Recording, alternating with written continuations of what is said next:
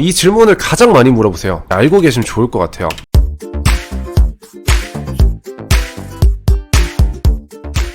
안녕하세요. 메모장으로 알려드리는 남자 메알남입니다. 오늘은 제가 사회복지사에 관한 질문 7가지 뽑아서 한번 알려드려 보려고 해요. 바로 한번 볼게요. 첫 번째로 많이 물어보는 거는 사회복지사 뭘 따야 되나요? 이 질문인데요. 사회복지사를 접하신 분들이 아니면 좀 헷갈릴 수 있을 것 같아요. 그래서 급수별로 조금 이거 설명해 드릴게요. 사회복지사는요 1급이랑 그리고 2급 그리고 3급이 있는데 3급 같은 경우는 폐지가 됐어요. 그래서 3급은 제외를 하시면 되고 2급하고 1급이 있는데 1급 같은 경우는 2급을 거쳐가게 돼 있어요. 그래서 처음 사회복지사를 딴다 그리고 시작을 해야겠다라고 하면은 2급을 딴다고 생각해 주시면 되세요. 두 번째는요 사회복지사 어디서 따나요? 라는 질문인데요. 크게는 두 가지예요. 사회복지 전공을 할 수 있는 대학교가 있죠. 그리고 요즘에 많이 따시는 게 학점은행제, 이렇게 크게 두 가지인데요. 대학교 같은 경우는 비용이 보통은 비싸잖아요. 그리고 시간이나 뭐 장소 같은 거 좀 고려를 해야 되다 보니까 학점은행제로 많이 하시는 편이에요. 그럼 학점은행제 같은 경우는 온라인이기도 하고 그리고 비용 절감 그리고 시간 절감이 많이 되다 보니까 학점은행제를 하시는 분들이 좀 늘어났고요.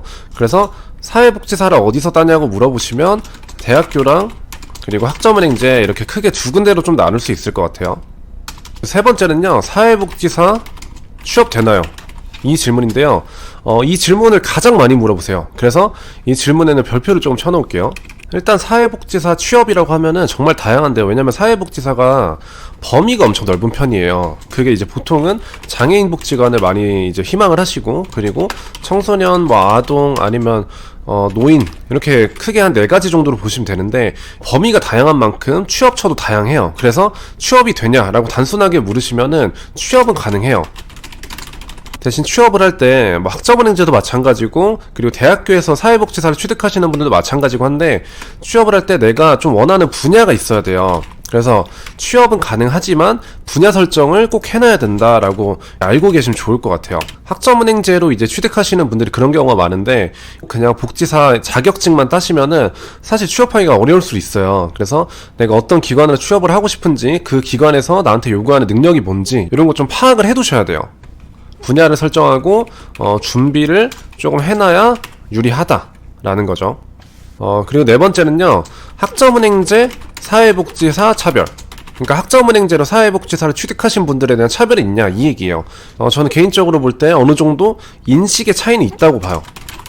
왜냐면 학점은행제로 사회복지사를 취득하는 거는 정말 쉬워요. 쉬운 방법인데 이 쉬운 방법이 취업할 때 그렇게 좋냐라고 물으면 좋지는 않은 거예요. 그래서 학점은행제로 사회복지사를 취득한 분들은 차별성이 있어야 된다는 거예요. 차별성. 내가 차별성이 없으면 사실 학점은행제 사회복지사랑 대학교 사회복지사랑 비교하면은 뽑을 이유가 크게 없어요. 그래서 여기에 대한 뽑을 만한 메리트가 어떻게 해야 있을까라는 걸 비교해보는 거죠. 다른 분들이랑. 그리고 다섯 번째는요 사회복지사 기간이랑 비용인데요.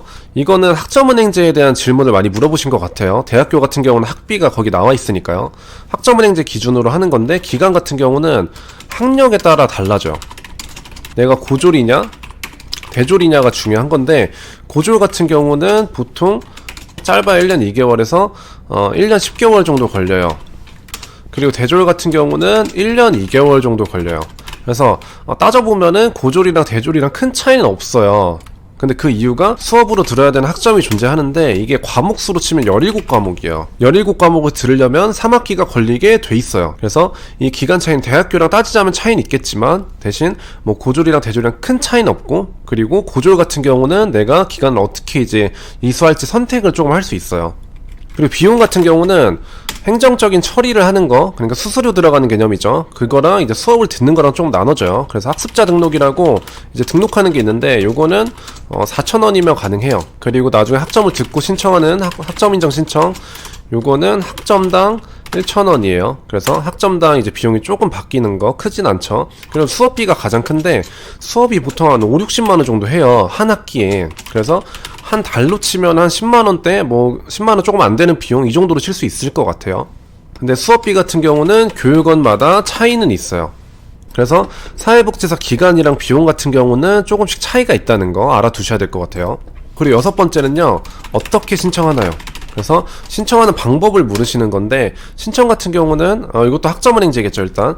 근데 학점은행제에서 학점은행제 기본 사이트가 있고 교육원 사이트가 있어요.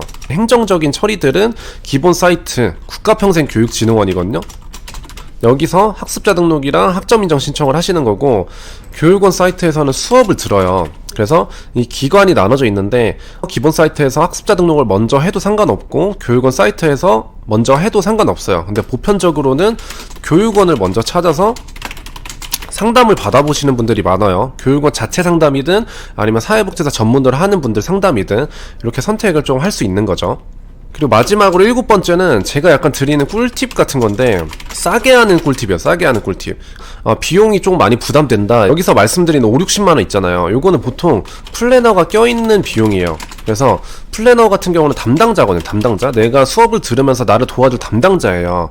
행정적으로 처리를 어떤 거 해야 될지, 그리고 수업을 어떤 거 들어나가야 될지, 이런 담당 역할을 해주는 건데, 이 담당자가 있어도 되고 없어도 상관없어요. 플래너는 사람이잖아요. 사람이 없는 곳은 비용이 조금 더 싸요. 그래서 플래너 없이 하는 게 가장 싸요. 싸기는. 그래서 내가 최대한 절약해서 하고 싶다, 가장 싸게 하고 싶다라고 하면 플래너를 안 찾으시는 게 좋아요. 왜냐면 교육원들도 사실 사람을 배치하려고 하면 인건비가 많이 들어가잖아요. 그래서 플래너가 없는 곳들이 보통 조금 더 싸요. 그래서 최대한 싸게 하는 방법은 혼자서 하는 방법이다. 그래서 내가 내 학력이나 수업을 어떻게 들어가야 되는지 이런 걸 혼자 조회를 해보고, 그 다음에 교육원만 찾아서 제일 싼 교육원에 등록을 하면 되는 거죠. 플래너랑 같이 하는 분들이 굉장히 많지만 사실 플래너가 없어도 전혀 상관없다. 그래서 싸게 하는 걸 좀 목표로 하고 싶다라면 플래너가 없이 하는 걸 조금 더 추천드리고 싶어요. 보편적으로 보통 더 싸긴 해요. 네, 그래서 오늘은 이렇게 좀 많이 물어보시는 것들 위주로 한 7가지 정도 알아봤고요. 오늘 영상은 여기서 마치도록 할게요.